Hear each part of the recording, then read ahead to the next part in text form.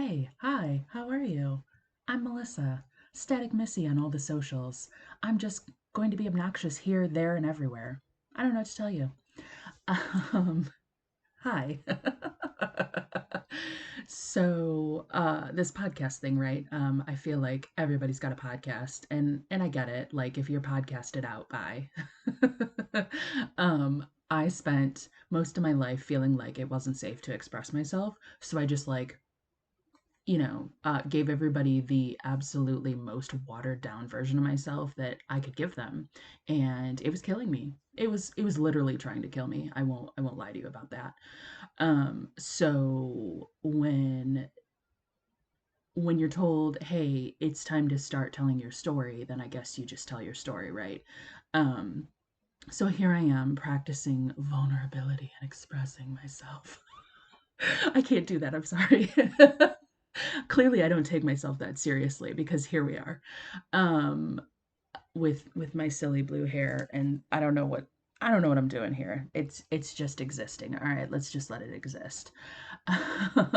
um, so I am 38. I'm divorced. I live by myself. I I'm an only child, and that's probably going to be like obvious at some point. You're gonna be like, yeah, she's definitely an only child.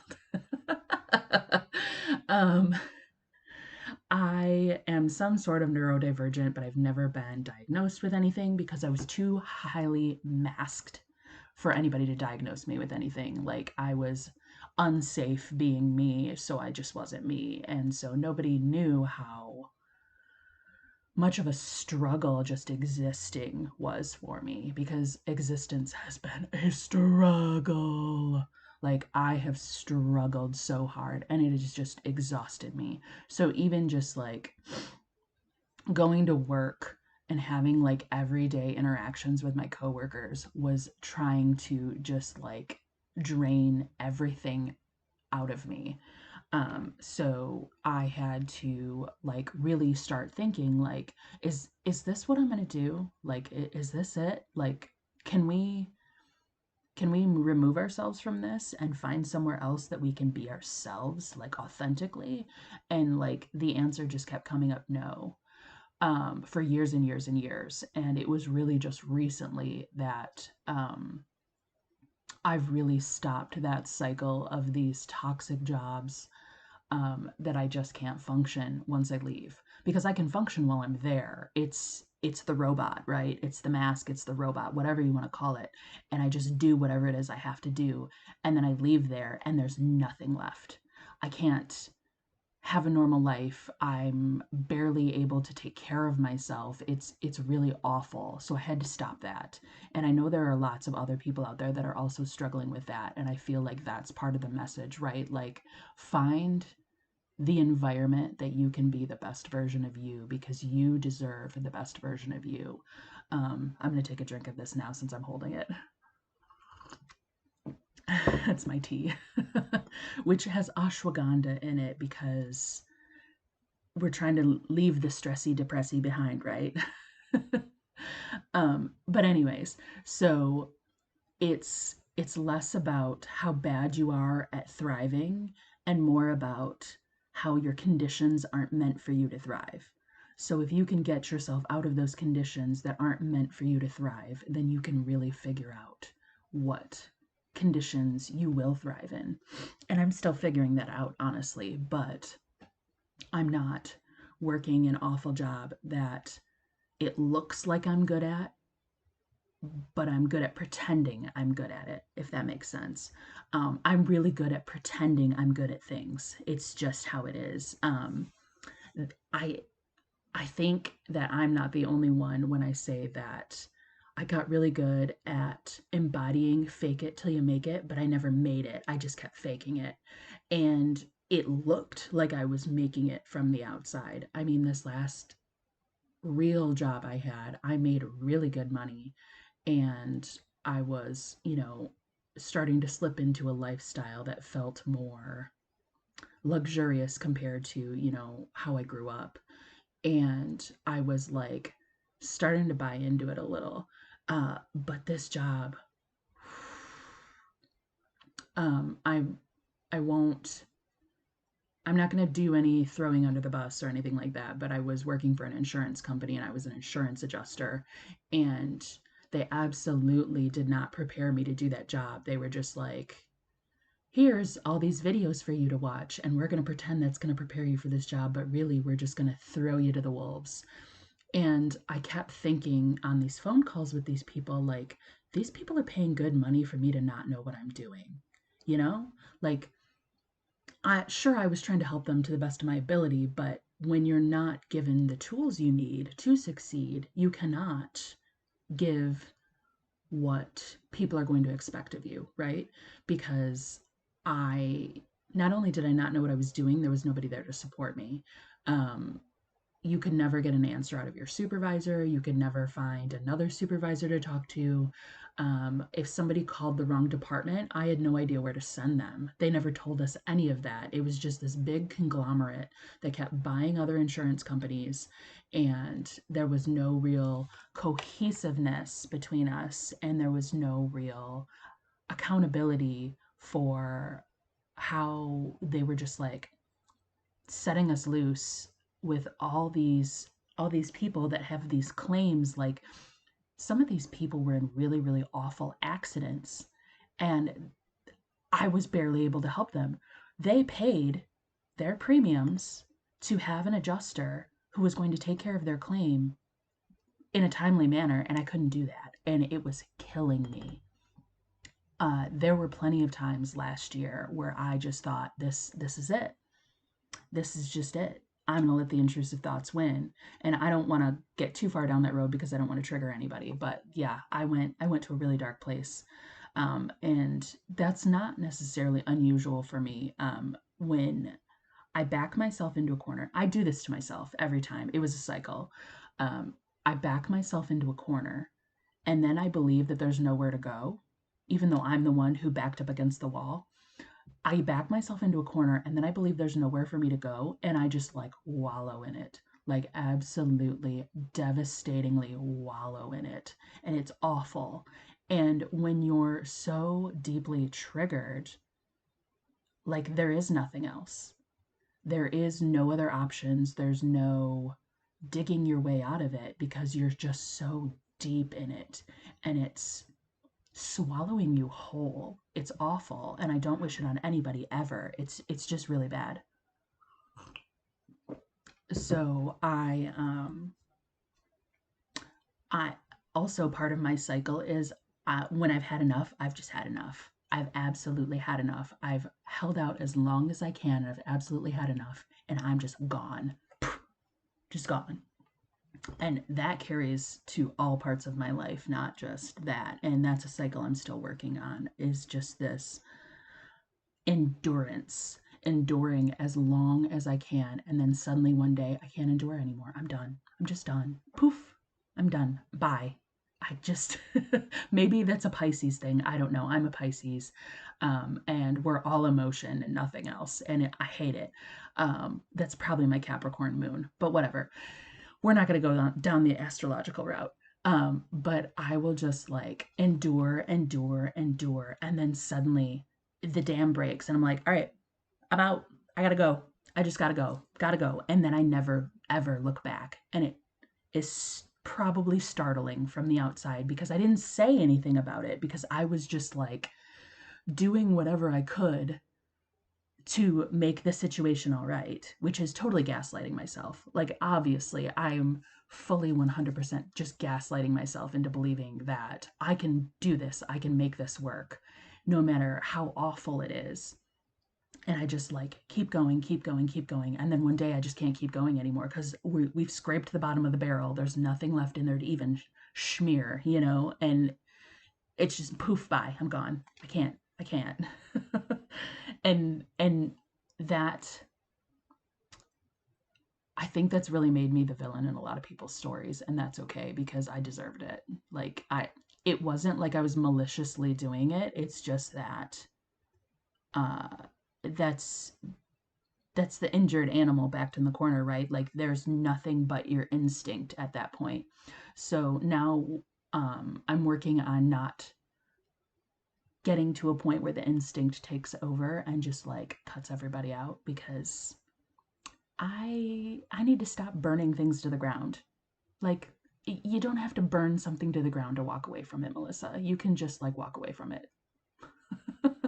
And I've been doing a lot better with that. Um like my last relationship, we're very good friends.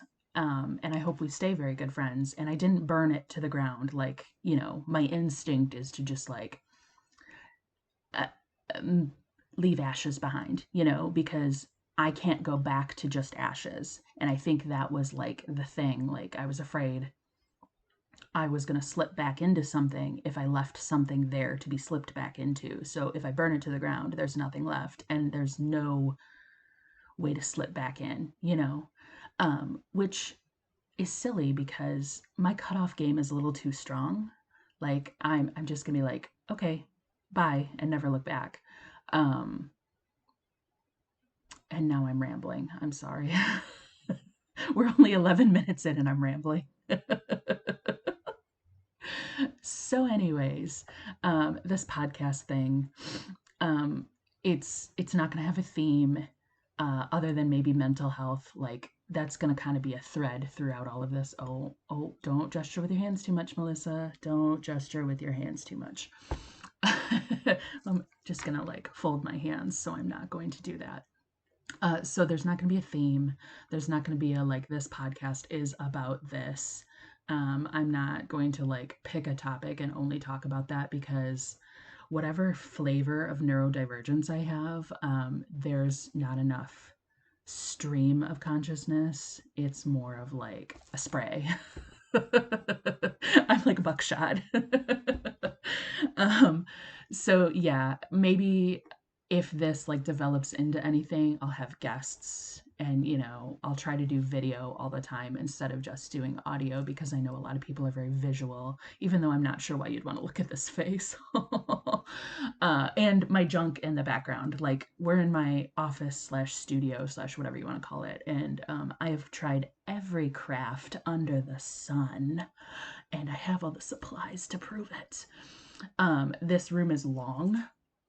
We're at the end of a long room. This actually used to be a garage that they turned into a room. Here we are. Um, but yeah, it's full of all of my junk. I had this storage unit for years. Um, I say that like it was 20 years and it wasn't. It was like 6 years. But 6 years seems like a really long time to have a storage unit. I won't lie to you.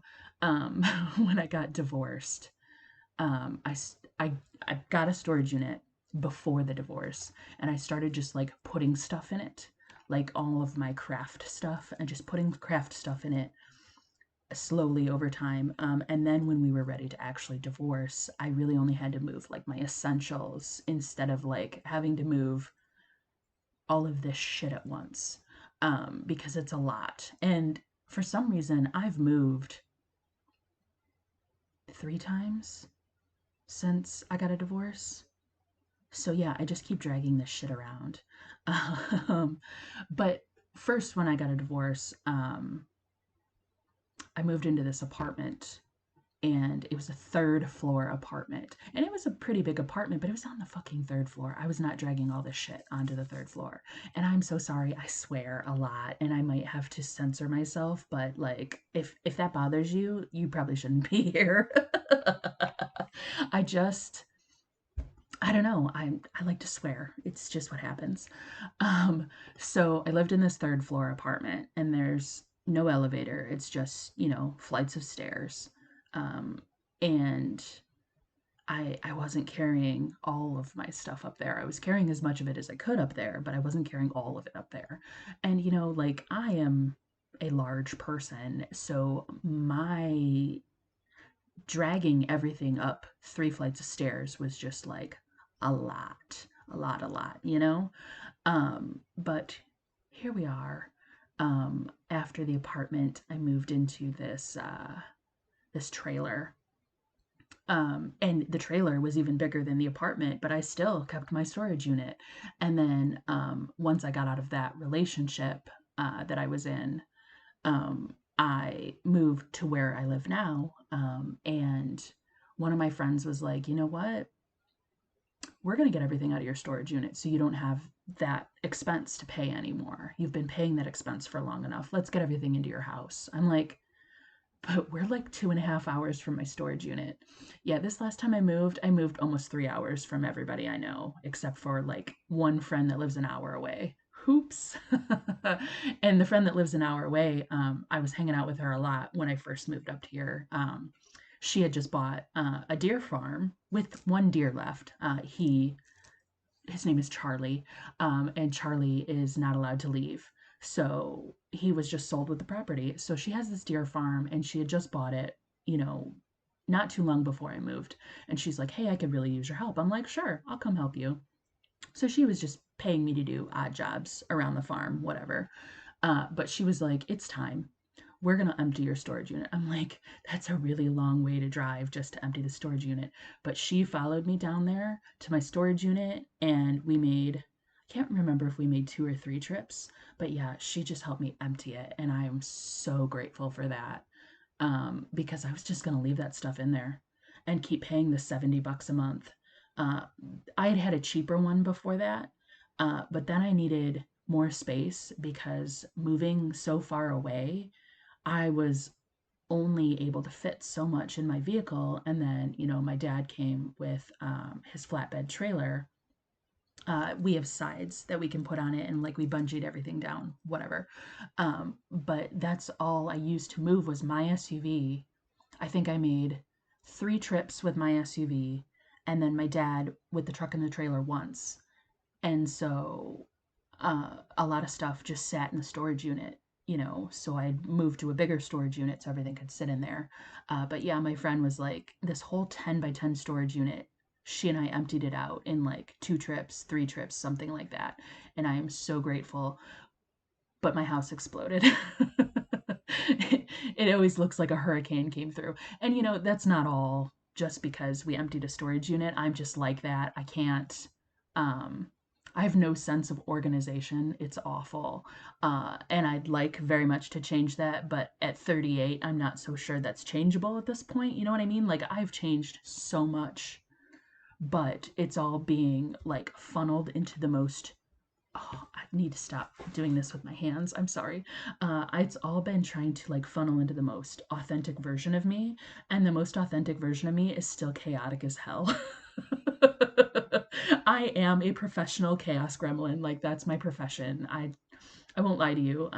The chaotic side of the universe made me, and so here I am.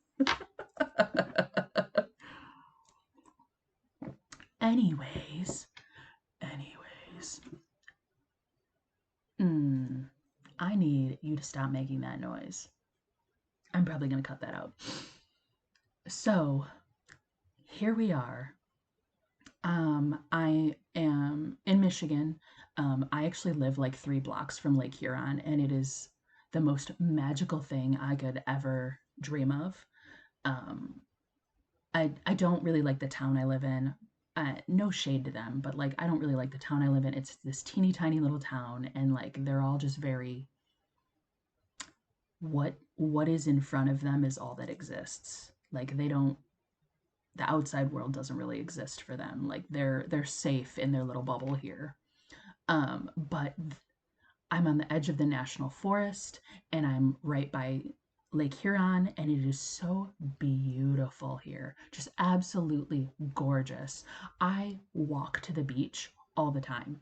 Even this winter, all winter long as it wasn't like actively snowing or really icy, I went to the beach, bundled up, went to the beach in the middle of winter.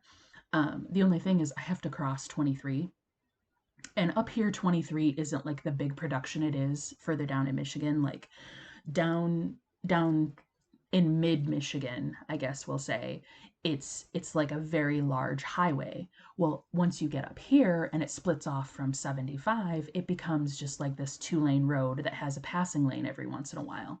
But it's still pretty busy because it's still the main vein to get anywhere along, the Lake Huron shore.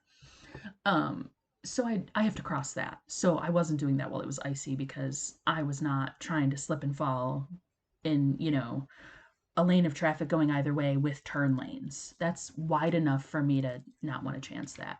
But, anyways, so I walk to the beach all the time. Then I started hiking in the national forest, and that is just like magnificent. So I really haven't been interacting with other human beings while I'm here, but nature and I, we're, close at the moment, which is how I want it because I love nature so much. I love camping. I love hiking. I love swimming. I like kayaking. I like paddle boarding. I just love being out in nature. And I think that's actually part of the problem while I was married. I didn't do enough of that. Excuse me, my allergies are starting because it is now spring. It was like 73 degrees yesterday and now it's 50. So my sinuses are like, what's going on? And I'm like, I don't know. But yeah, a big storm system moved through and pushed like this hot air at us. And then obviously there was cold air behind it. Duh, that's how storm systems work, Melissa. I am wondering how long I should really ramble. I think we're going to cut this off at like 30 minutes. Right now we're at 20 minutes, so we're good. But so yeah, we're going to give this podcast thing a try. I think it's going to be called RAM, for either Random Ass Melissa or Random Ass Missy. I'm not sure which. I usually go by Melissa now, but as like a kid and a teenager, I went by Missy a lot. And I don't mind being called it still. It doesn't bother me at all. It isn't like a kiddie nickname to me. It's still my nickname. And obviously, if I'm still Static Missy on all of my social media, it doesn't bother me, right? I was a Static X girly when I was a teenager, so that just like I think that became my username like right after school because I mean, when I was in school, social media wasn't a thing yet. Like, we kind of had MySpace, like, kind of had MySpace. I had a live journal and a dead journal, which both got me in trouble, by the way. I had this friend who, she, she and I weren't thinkers sometimes, okay? Sometimes we were just doers. So if she didn't get a chance to read my journal entries, she'd print them out. Well, her ass left them in somebody's locker, and obviously he read them. And at one of the journal entries, I must have said something like, "Oh, he makes me so mad I could just kill him." Red flag! All the red flags! That got me suspended from school for 7 days, and I had to see a therapist before I could go back to school. That was cool. I lied my ass off to that therapist. I lied my ass off to that therapist. She's like, "Why are you here?" I'm like, "Because the school's scared of me." She's like, which that was true. Like, they were constantly, I was like the only goth kid in my grade.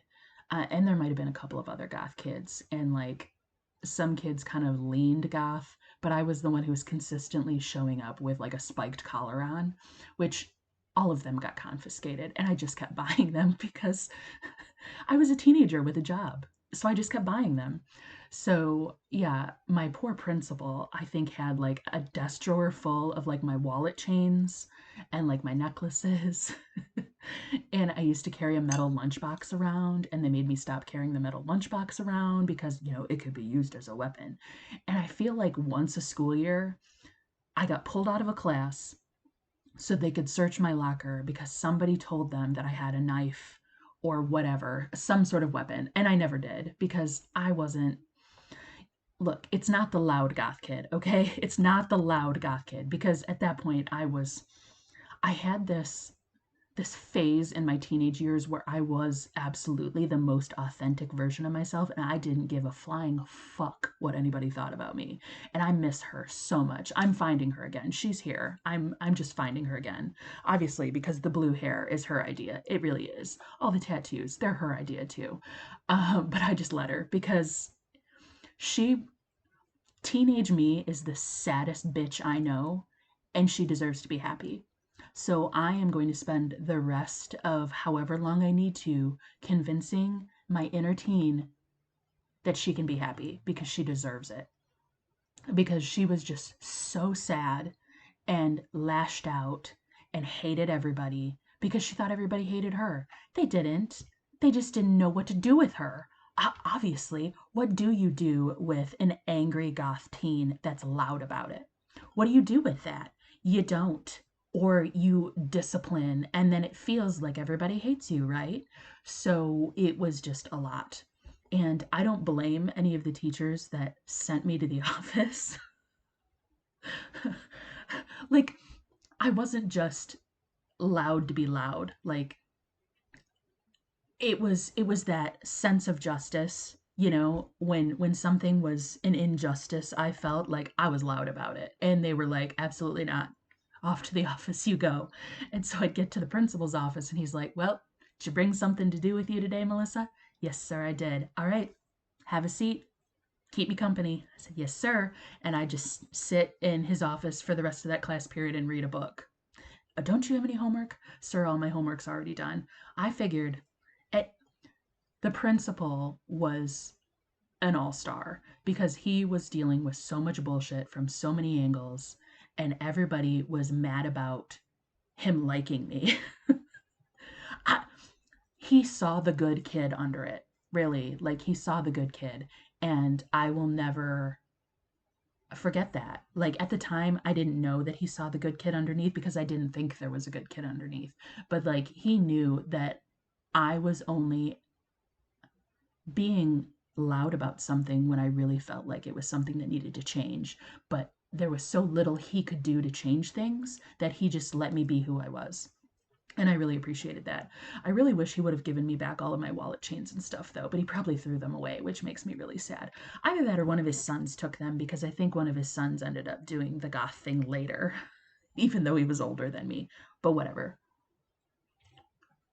And I wasn't like traditional goth. It was like new metal goth. Like, I a band t-shirt. I mean, this isn't a whole band, it's a guitarist t-shirt, but whatever, we're not going there. A band t-shirt, like the biggest wide leg jeans I could find. Like, I'm sweeping the floors with these fucking things, right?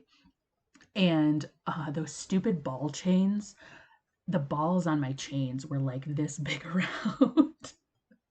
So I'm wearing this huge ball chain necklace. I've got bracelets like as far up as they'll go, those stupid jelly bracelets that were cool for a while. I'm really dating myself. I know I am. I graduated from, ooh, I can talk. I graduated from high school in 2004. So yeah, I already told you I'm 38, so I don't know why I'm making a big deal out of that. But yeah, it was a new metal goth scene, and I don't know. Anyways, um, so I had the principal was kind of in my corner as much as he could be. The art teacher, of course, because uh, he just knew that I was this psychotic little artist that needed to be unleashed. But then I shut the door on that for a really long time, which was a disservice to myself and everybody else. But anyways, and then our English teacher, because I have always been very particular about written word. And I read so much as a kid. I read a lot of Stephen King way too young. I know that's a very Gen X thing. I'm an elder millennial, but I thought I was Gen X until I was an adult. Like, I was probably in my late 20s when I realized I was a millennial and not Gen X, and I was really sad about it. I didn't have a cell phone. We didn't have the internet. I think we got a home computer with internet when I was 17. Like, before that, we just had like one of those computers that the screen is green and black, and I played like Oregon Trail on it, and like that was it. But yeah, so I was like 17 when we finally got a home computer with the internet, and it was in the dining room because, who knows what I'm up to? Well, they never looked at what I was doing, so I was up to things. Um, oh my goodness, that makes me think of one of my other friends had a home computer and the internet like long before I did.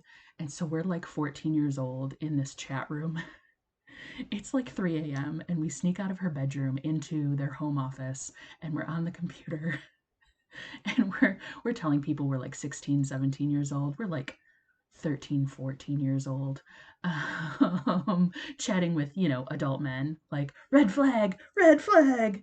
But that was like a thing we all did. And there weren't, like cybersecurity things going on at that point. We were just all in chat rooms lying about our age. Oh, if you know me in real life, you shouldn't be here. Like, why are you here? All the things that I've kept back to keep your feelings intact, you shouldn't be here. I'm laughing, which is awful, but I I really prioritized other people's feelings over my own for all of my life, like all of my life. It's still an instinct to want to like protect someone else's feelings over my own, which is self-abandonment, and I need to stop it, and I'm working on stopping it, but it's really hard. It's really, really hard when you can keep from hurting somebody else's feelings. Why wouldn't you, right? But then it's hurting my feelings. So I need to be the priority here, right? Right. So yeah, if you are like if you know me in real life and you're like, I don't I don't remember any of this. That's because I was hiding it from you. I'm so sorry. I'm sorry I lied. I wasn't being malicious. I was protecting myself and I was protecting you. Or I thought I was protecting you. I guess that's what we'll go with. I thought I was protecting you from me. Because I really wanted to hurt a lot of feelings and I didn't. There were a lot of people who needed their feelings hurt and I just didn't do it. So I missed a lot of the universe trying to work through me, giving people their karma, right? Because that's really what that is. When somebody really needs to be put in their place and you don't do it, you are making karma go find somebody else to do it for them. And so, the agent of chaos that I am, I'm just going to do it now. We're done pretending that we like other people's feelings. That sounds heartless. That sounds so heartless. I'm really not like that. I promise you, I'm really not like that. I'm trying to find the balance. So we're swinging, right? The pendulum's swinging, and we're trying to find the balance in the middle. And, sometimes we swing too far in the opposite direction.